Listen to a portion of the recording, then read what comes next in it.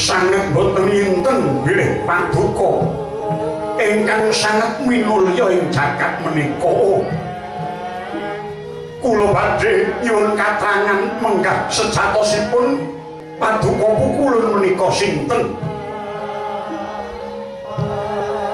Dasamuka aja mbok kira lamanta aku iki dewa babar pisan dudu nanging ingkang baku sira ora susah kepengin weruh sapa sejatine aku nanging aku sukma ngumbara ingkang tanpa dadah tanpa pernah tanpa papan lan tanpa dunung.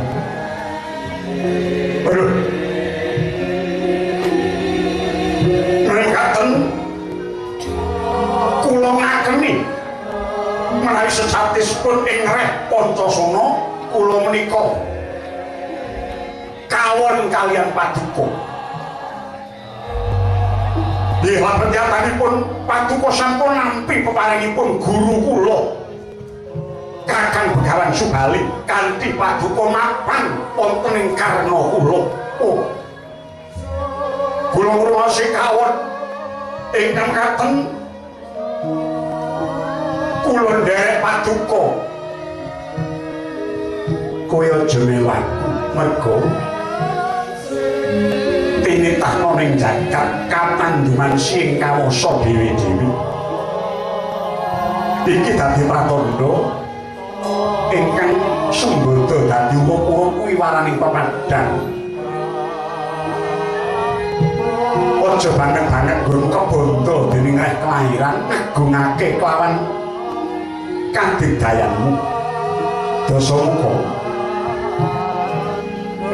sejatine jagat iki ana pirang-pirang kahanan ingkang bakal dadi pituduh lamun to sejatine manungsa iku amung ngunduh uruping pakartine.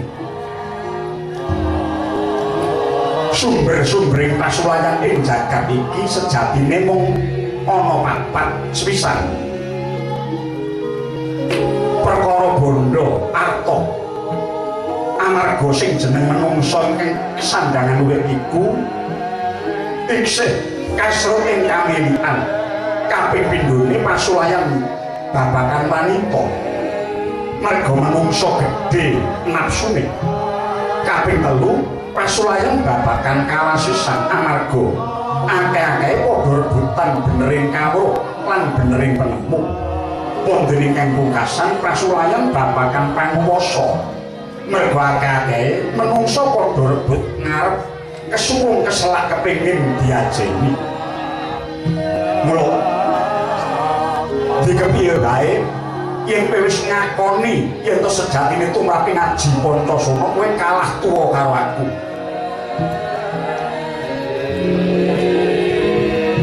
Kowe kalah tuwa karo aku. Menawi ngaten paduka badhe wujud menapa kewala kula tetep badhe ngakeng dhateng paduka.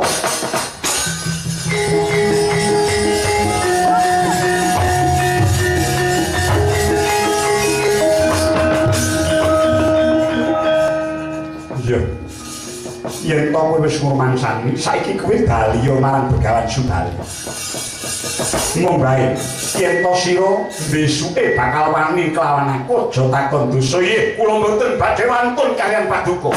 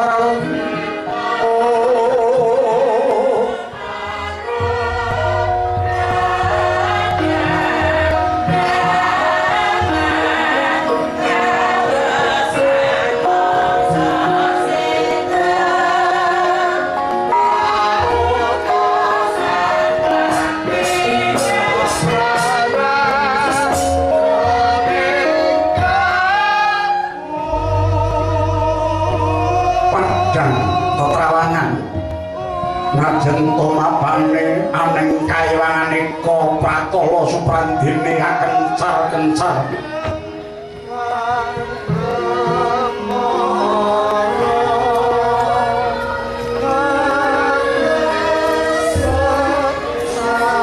kandhutane sang Betari Pertiwi wis wangsul pulih jati mangungi-ungi wis dapan kasang saya sinang saya padhang tiasih Bathara Eka Warna dewa ingkang nguwasani Eka Pratala lumarang ingkang wanci ginelak ing mangsa kala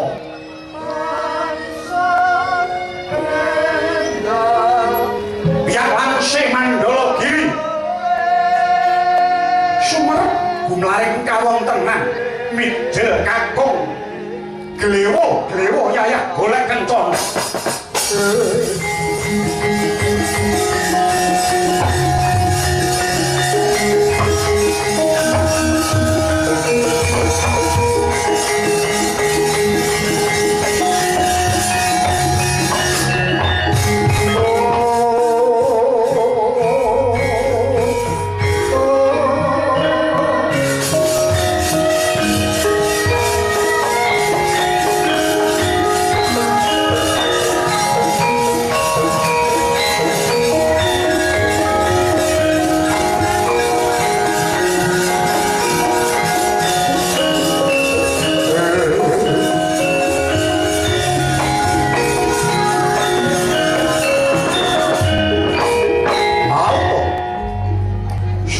cahyane kang bayi nenggih pinaringan tetenger Bambang Sitijo kakelah ingkang ngamestani Bambang Sutejo Bauta lalu dewasaning hari nanti kaya den dusi banyu gege dadya dewasa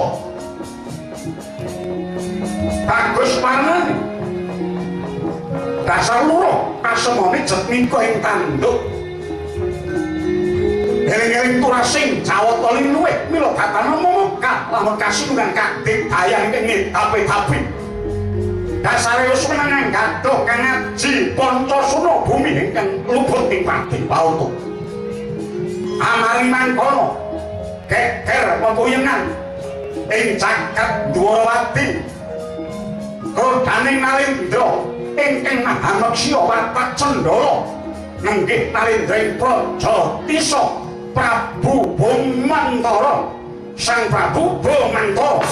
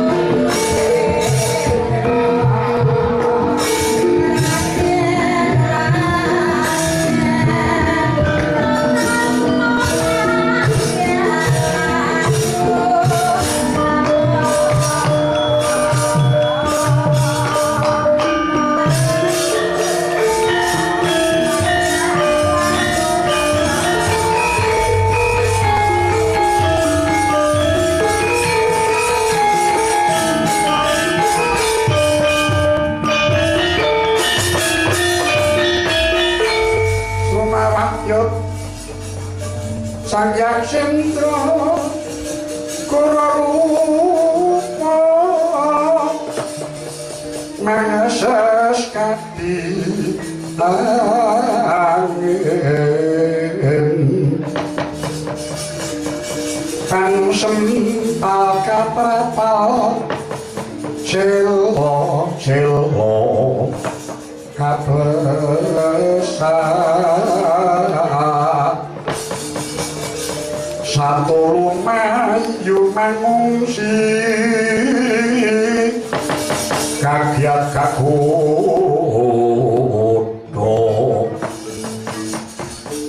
Kan Joko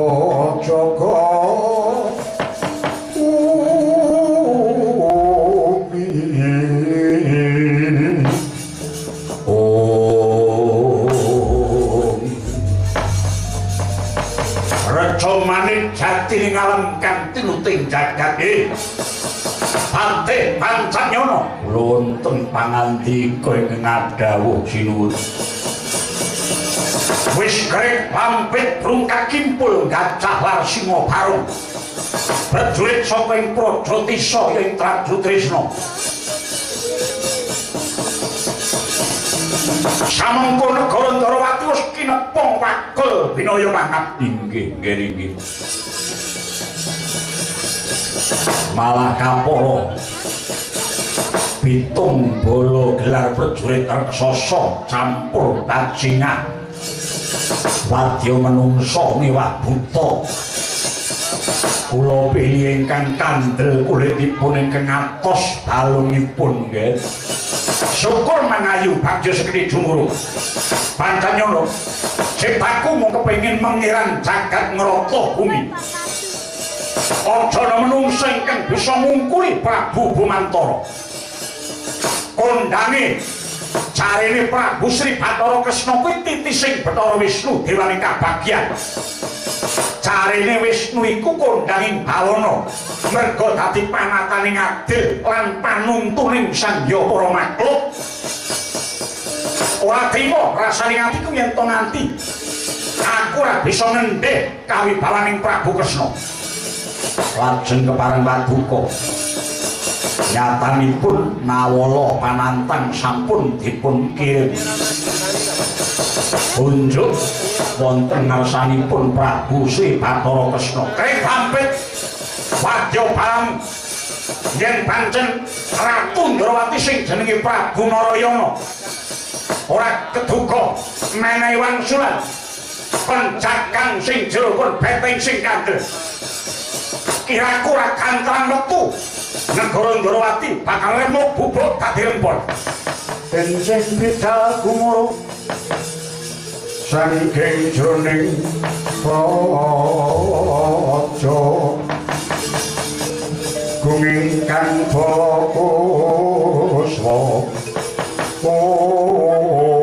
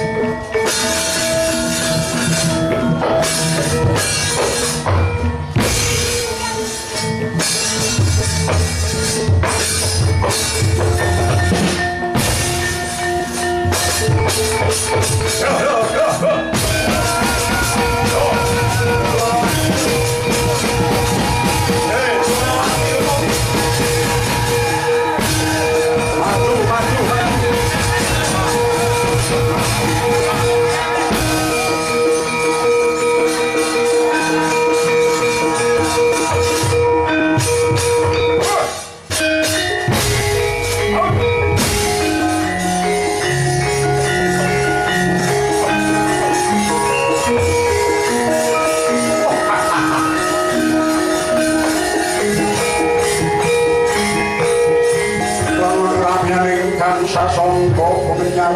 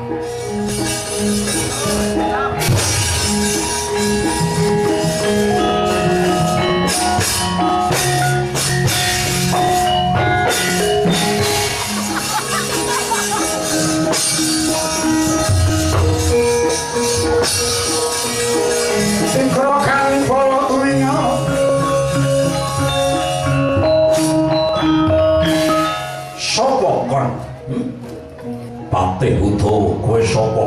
Bintang Samudra. Patih Kuna. Bintang Samudra. Nggih, Prabu Kresna. Ora susah ketemu Sinundrawati. Ayo, langkauna bathange Patih Udawa Kresnengkara. Sukih kendel Pandhawane. Ketiban tanganku tenjong keran nyawamu. Mergo tanganku iki wis tak rajak. Tememplek lho dadamu, bosok koklok rubung laler. Nyoh. Tak sebake dadaku. Yen nganti jebol dadaku gogro kulitku, lho wong aku meguru karo kowe. Lho, iya ora ngandel jajanan gandeng aku ngandel aku mulai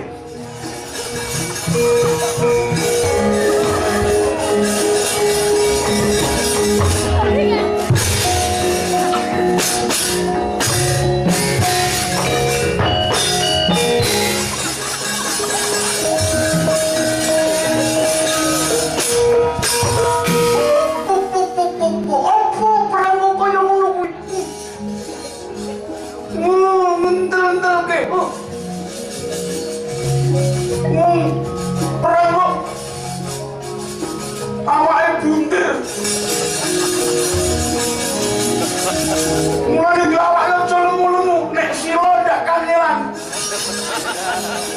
opo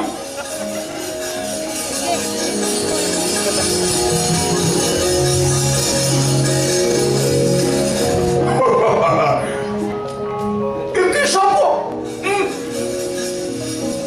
Yono Pati Praguto Pati saka negara Mandura kesete Prabu Baladewa wis sapa takon karo aku ya aku canggih Kresnengkara Kresnengkara iki jenenge Patih Udawa wani karo aku mana nih antum muter ora usah kokean cangkem ayo antemen yo ngantemo tinjung kerak nyawamu telacan lopo awas iki jalan hoi oh lara tenan kowe ambruk oh yo nak ambruk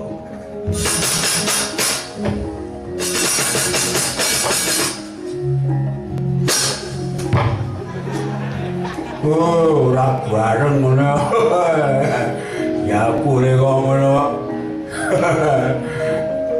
mentisil cilik ngono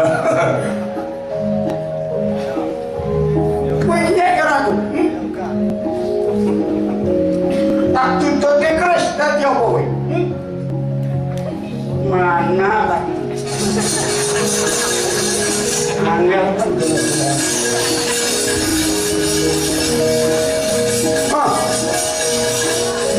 tak tututke kres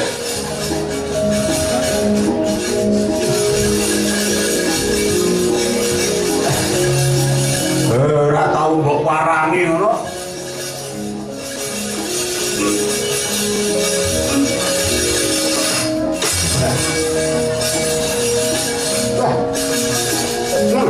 no delok pikir lah pikir yo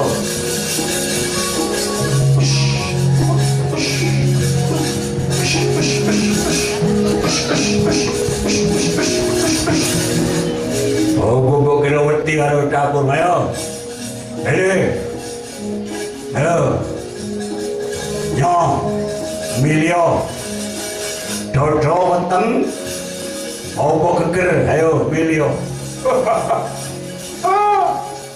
orang mati tak sembah 10 tahun sembahnya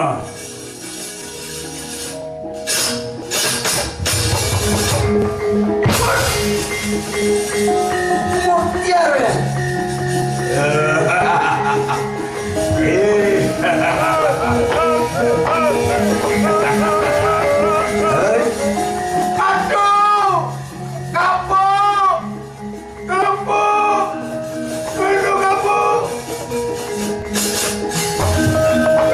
aduh kapok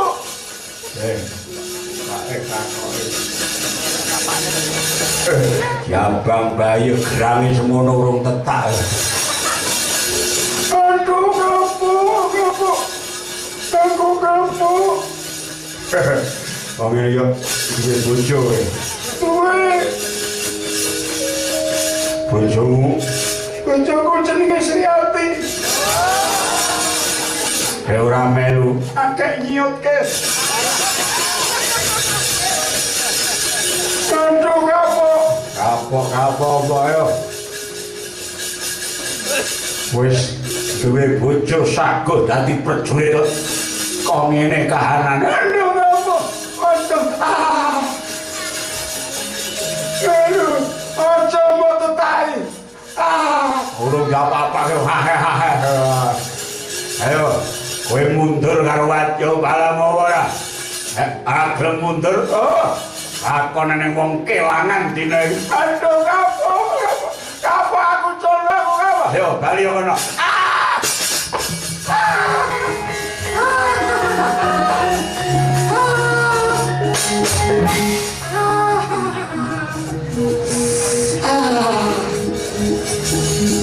Biar we.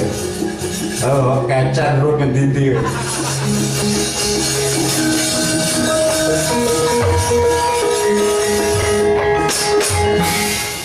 Ngono wong nyepalake. Opo wong sama rupa. Koyo ngene iki jenenge meten manyaran.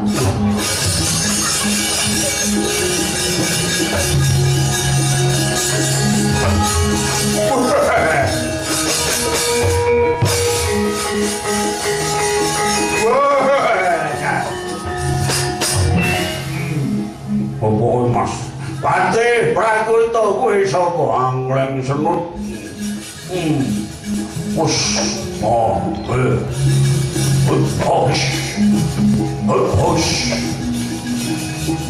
Koyo pinter-pinter dhewe.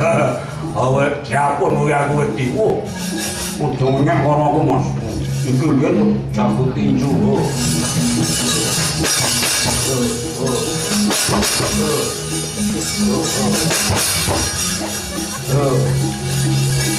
Wani bo. Apa mbok kira aku wedi? Aku nek wis tinju ngene kuwi menangan aku. Aku ya iso mbok kira aku wedi karo jago.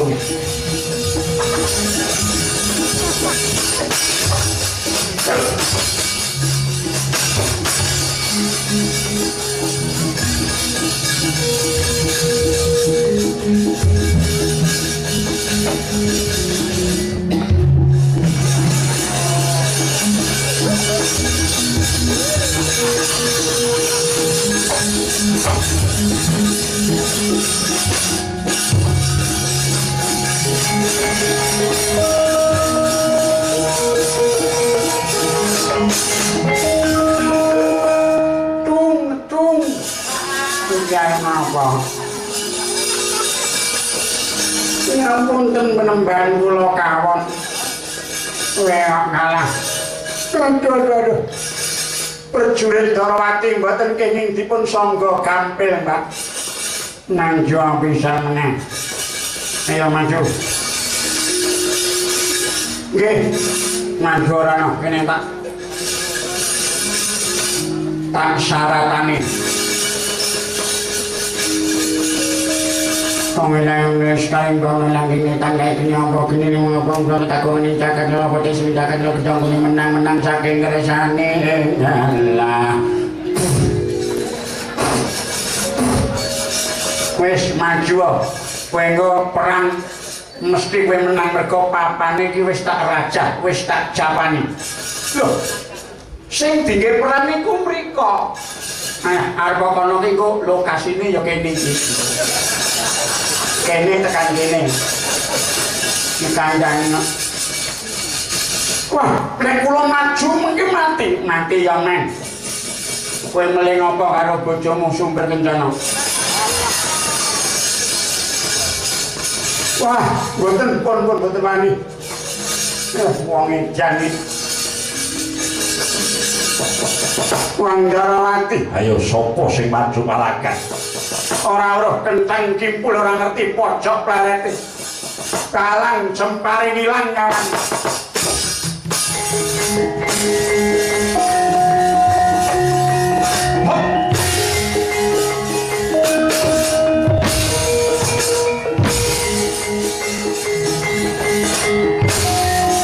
Mana?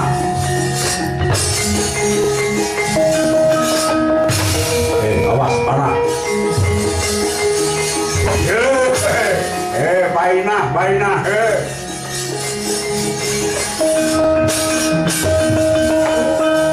Iki apa iki? Prayogi binatang. Apa gua panas sandul-sandul? tujuane kena Baladewa liyane aku mesti lupa aja minggat ilang nyawa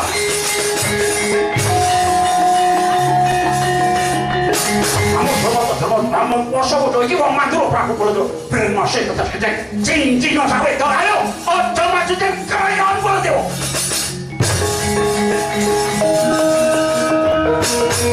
aduh mati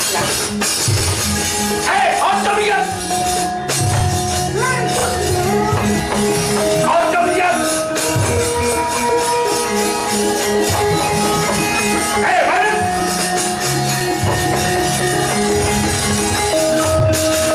Amok Soloto ini menungsan ini balik sembalisan dulu iki apa ini? Nah iki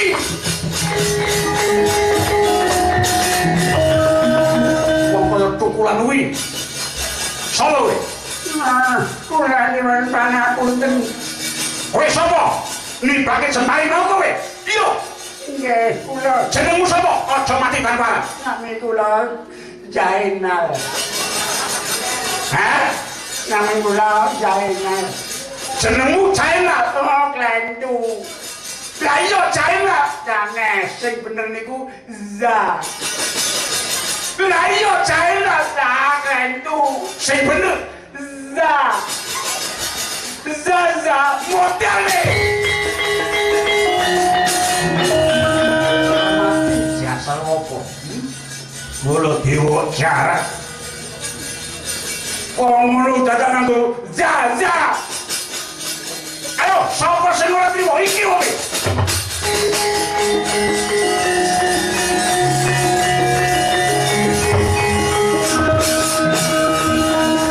innalillahi wa inna ilaihi raji'un modal seneng pun mantuk mawon Mbah monggo kuntur Mbah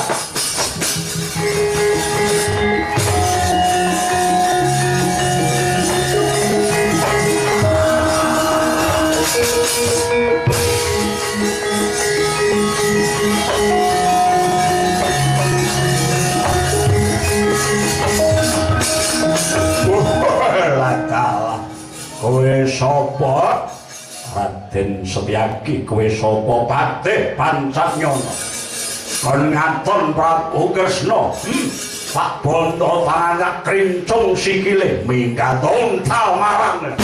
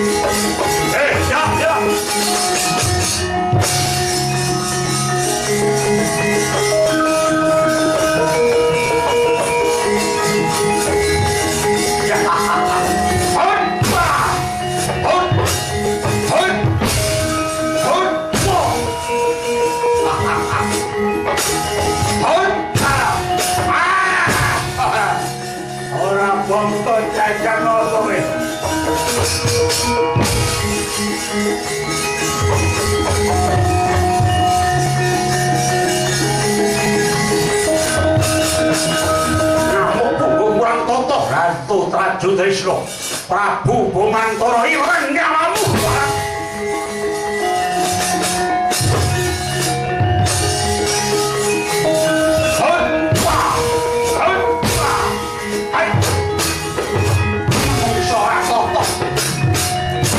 Komandan Baladewa yatim kowe iki apa yo kurang sepi kurang kawan berjati ayo Aduh, siapa kowe? Ayo.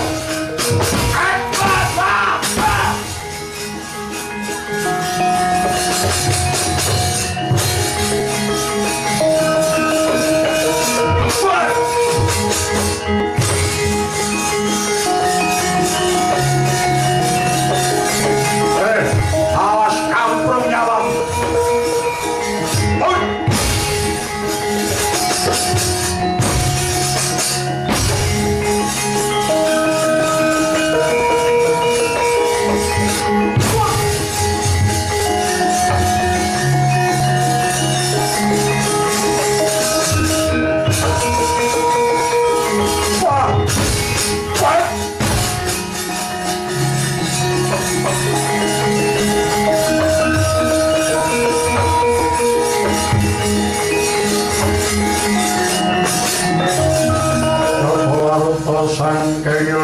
sang guru ngentang utusa sang Sri lakal Pantanyana wonten dawuh padha tutup sekecenging kula ora ketok kemlepat ana menungsa Darawati yen ngaten mlebet dhateng kedhaton Keoro Upamana jroning Pura Darawati sing jeneng Kresna aja nanti bisa loncat. Nggih, ngestaken dawuh.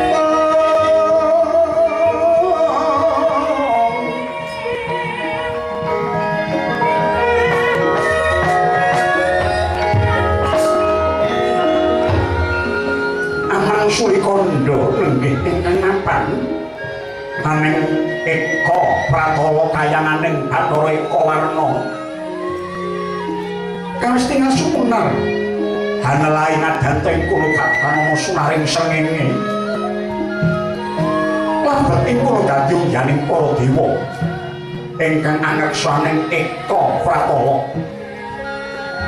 mila tatang aneh milah tatang lokal lamun ana pepadang nanging dudu padanging rahina najan ana peteng nanging dudu petenging wengi tuwuh saking cahya pepadang nur bating Hyang Manon ingkang dadya tengara panguripaning para dewa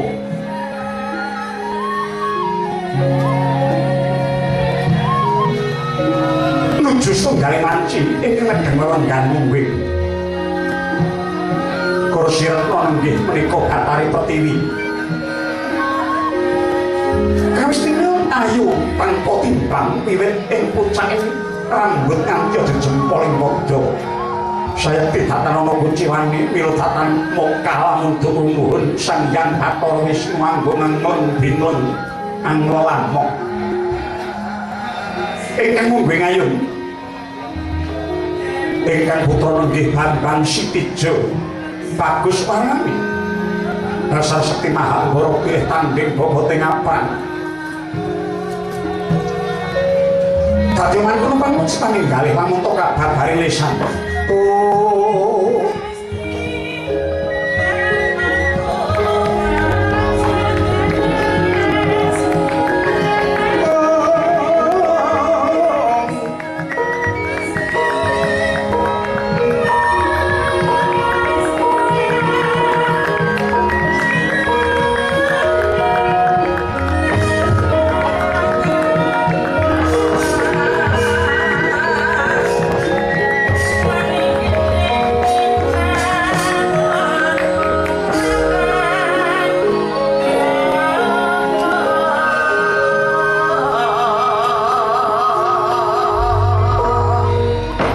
iring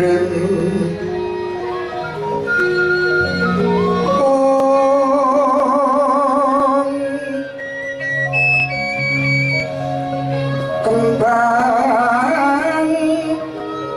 popong tarate bangara yungan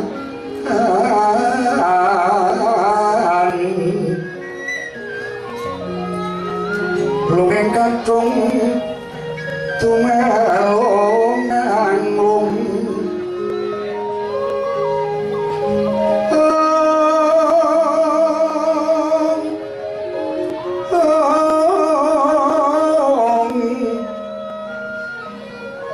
Katio peng maruto mondo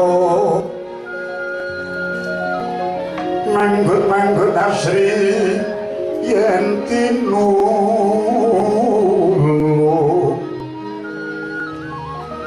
karya sengsem kang tumingao